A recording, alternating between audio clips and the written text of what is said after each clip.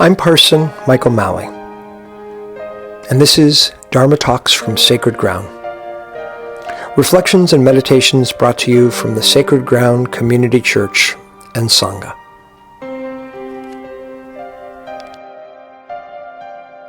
Today's Dharma Talk was originally shared on April 18th, 2021.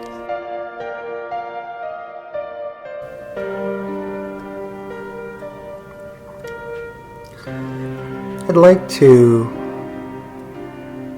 begin this talk by reflecting a little bit on Thich Nhat Hanh's words. He speaks of Bodhisattvas, and in the Mahayana Buddhist tradition, as I mentioned earlier, that term was, as I understand it, traditionally used for a pretty select group. Those who had come back, deciding not to go into nirvana, but had come back to this land to help others.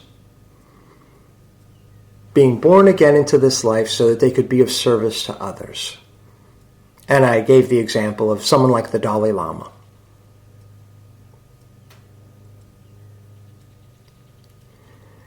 And Thich Nhat Hanh takes these ideas or ideals of Buddhism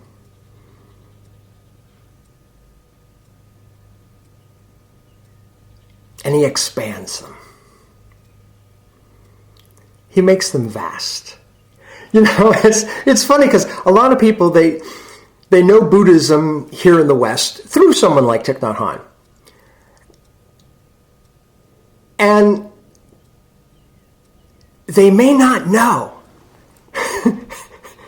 that Thich Nhat Hanh's elders back in Vietnam, they were frustrated with this guy. This guy's taking such an expansive, open view. And no, you can't do this. And he did. And then that becomes... Well, the New York Times said he's the second leading voice of Buddhism in the West, and the Dalai Lama being the first. And that becomes then the base from which Western Buddhism grows. And I just think that's delightful. And so part of what I want to do personally, and what I want to invite you to do, is to try to take that more expansive view, certainly of Buddhism, but of Christianity as well, and of the Judeo-Christian tradition as well. And he speaks of, in that first reading that I shared, he speaks of our interbeing natures, that we inter-are with each other. We live near the train tracks. You can probably hear the train in the background. That refers to commerce and the world that we live in. I'm not separate from that train track. And I sometimes refer to it as not just interdependence, but our fierce interdependence. And I was reading from another one of his books, Transformation at the Base, and I'm going to share a little bit with you from this in terms of a sense of that interbeing that we have with those trees that are bodhisattvas, but with all of the natural world. He's using in this book, he's using the gardener as a metaphor, but just as a standalone, I find it lovely. So I'm not going to go much into the metaphor aspect of it, but just share what he wrote. This is from Transformation at the Base, and Thich Nhat Hanh writes, "A garden cannot cultivate itself. A gardener is needed. When the gardener has plowed, hoed, tilled, sown the seeds, and watered the earth offers flowers and fruits to support the life of the gardener. The gardener knows that it is not he or she that brings forth the fruits, but the earth itself. His or her job is simply to take care of the earth. After the gardener stops working, the soil continues to work in order to help the seeds sprout and grow. sooner or later, quite naturally, there's a breakthrough. The flowers and fruits of awakening will arise from our consciousness. Or we could say the flowers and fruits of the earth will arise from the earth. We have blackberries and cherry trees and raspberries, and I just put some broccoli in the ground. Those will grow, and as the gardener, I have a role in that, right? But I can't do that by myself. It's me working in relation with the earth. It's so basic, right? But I was thinking of the tree in our backyard. We have a black walnut tree, and it's huge. We have a third story with a couple of attic spaces on our house. And the tree goes up above the black walnut. Now the thing is, I'm pretty sure some little human being, much smaller than that black walnut is today, I don't know how many years ago, way before we moved in here, planted that tree and cared for it, that seedling or sapling, and now it's huge. So when the Lord is speaking in Deuteronomy, he speaks of this land that these people who for 40 years, they've been wandering, just manna to eat. Moses doesn't even get to come into the new land. And then he tells them what you're going to find there. And he says,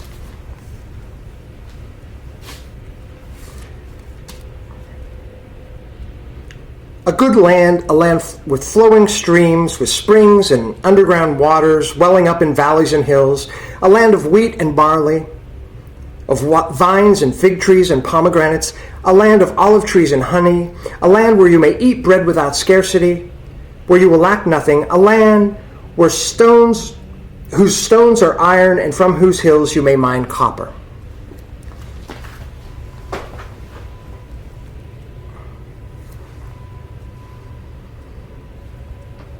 Flowing streams, springs, underground water, valleys, hills, wheat, barley, vines, figs, pomegranates, olive trees, honey, iron, copper. In this little segment, in this ancient text, so much is shared of the natural world that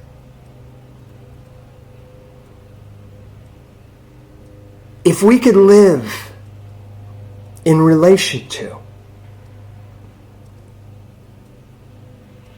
we can serve it and it can serve us.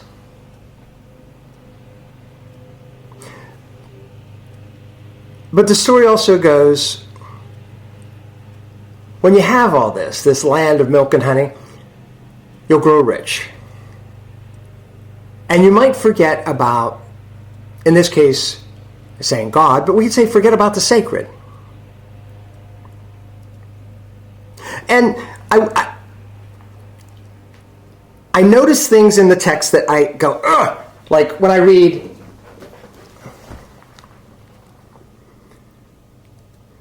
keep the commandments of the Lord your God by walking in his ways and by fearing him. And we hear this word fear. You think of, these God-fearing people. And when we think of fear, we think of terror. We think of being terrified. And this is one of the challenges with these old texts. And this is why, again, I invite you to try to just be the earth receiving the stories, because this particular word that's translated as fear could also be translated as reverence.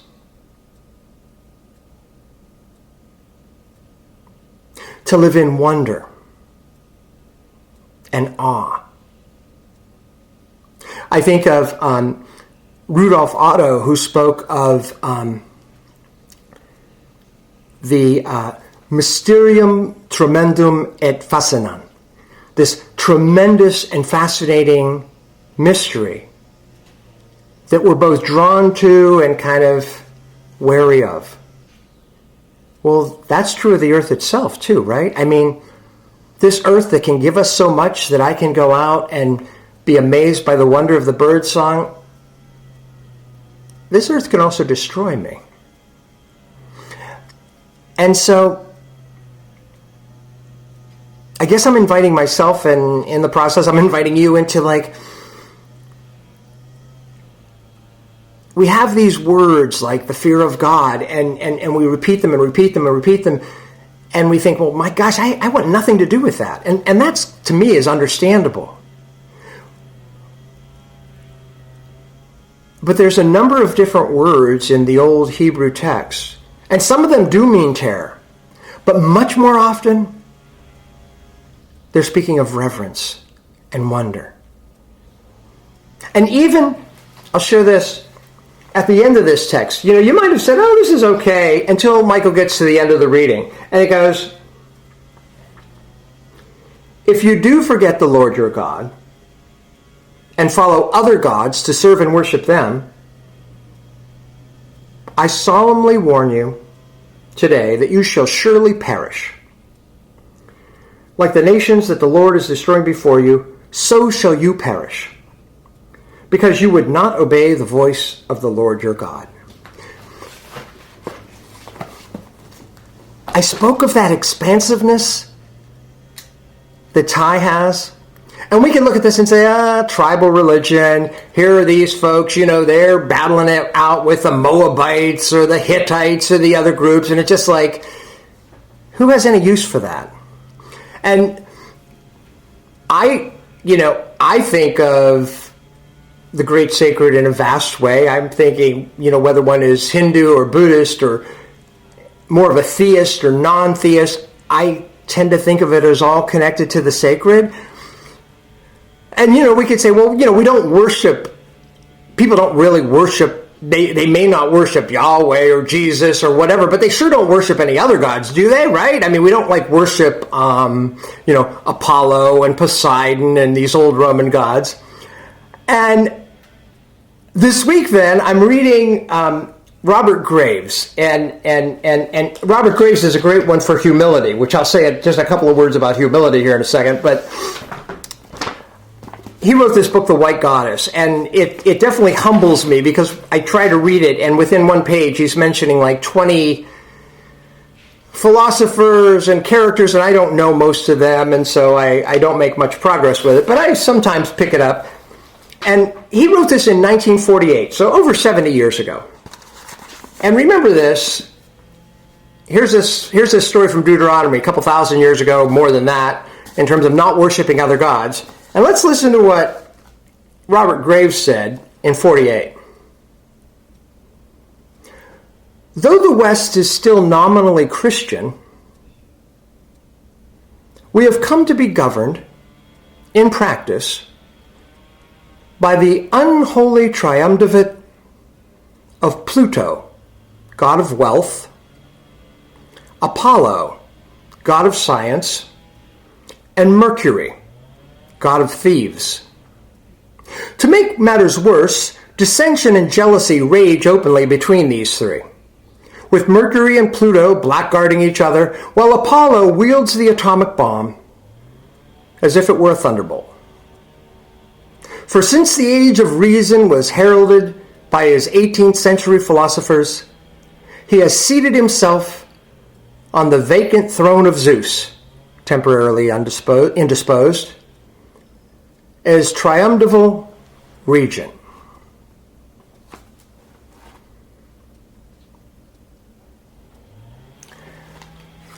We live in the University District. A lot of people around here with advanced degrees, etc. I wonder how many people I would have to stop and ask this question. Do you think we're worshiping any of the Roman gods anymore? Before one of them would say yes.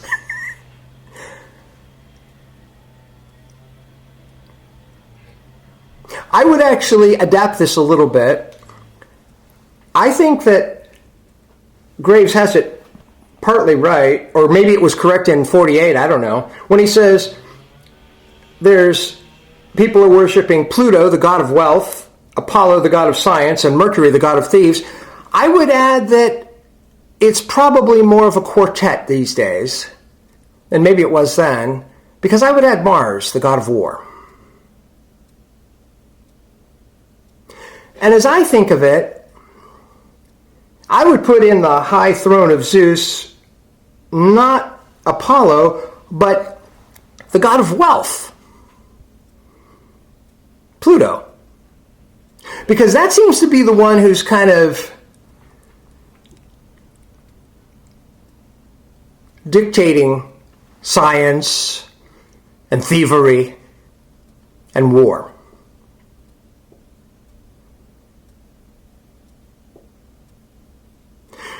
So my invitation with this is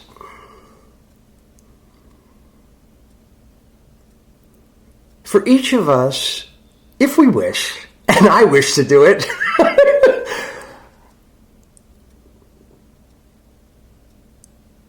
to read the sacred texts of the Judeo-Christian tradition with the same vastness that Thich Nhat Hanh is bringing to the Buddhist sutras and the Buddhist tradition. Tai says elsewhere, you are a bodhisattva in training. All around you are bodhisattvas. Those who in little ways or large ways are trying to add to the good. The tree in my backyard. What a lovely thing for me to go into my backyard today and say, oh my gosh, thank you. Because I do love that tree and it does add to the good in me. And you know, during this time of pandemic,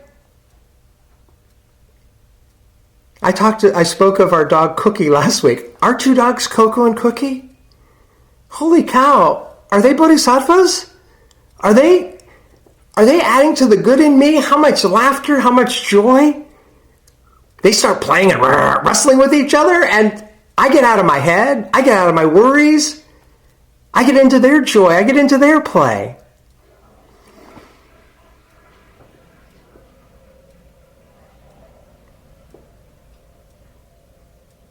One last thing I'll say in terms of this chapter 8 of Deuteronomy. 3 times God speaks of being humble. And I looked it up. Humility or being humble is mentioned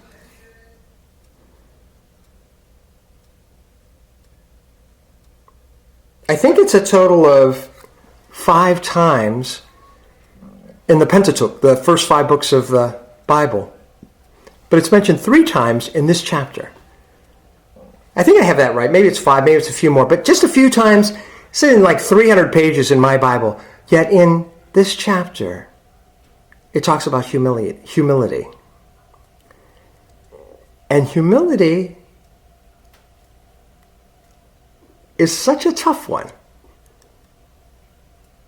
Because I was thinking, to humiliate is horrible, right? I mean, and that is because you're putting yourself above someone else. But when we feel humiliated, well, that's awful. I don't disagree with that. And yet at the same time, we hold as some ideal this idea of humility. And then I think of humility as related to humor. and to being human. And it's related to the humus, the rich soil.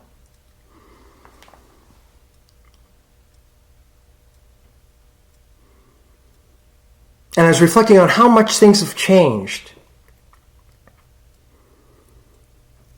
You know, the Lord is speaking of when you get wealthy.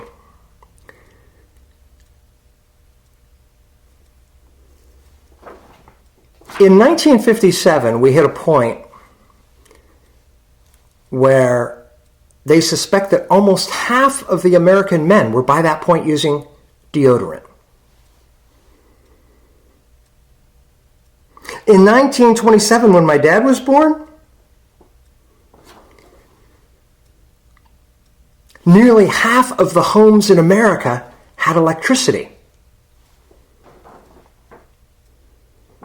And just a few years after he was born, they started selling toilet paper in packs of rolls in stores. My grandmother spoke of breaking the ice in Slovakia to clean the clothes in the cold water of the stream.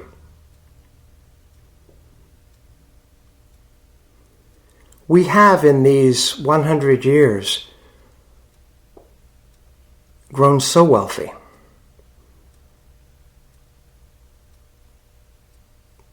But I don't know if we feel wealthy.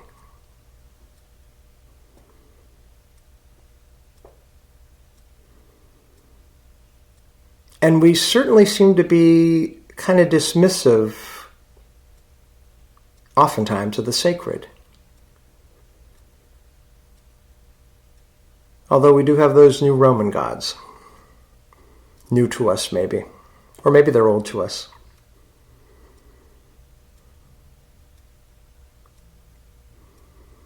Ollie and I go for walks and we ask each other questions. And she came up with a new question a few weeks ago. And she said, "What humbled you today?" Man. You know, I like what inspired you. Where did you experience joy? Where did you see magic today? That humbled one, though, is a little tough. At least for me. But I think it's worthwhile. At least for me.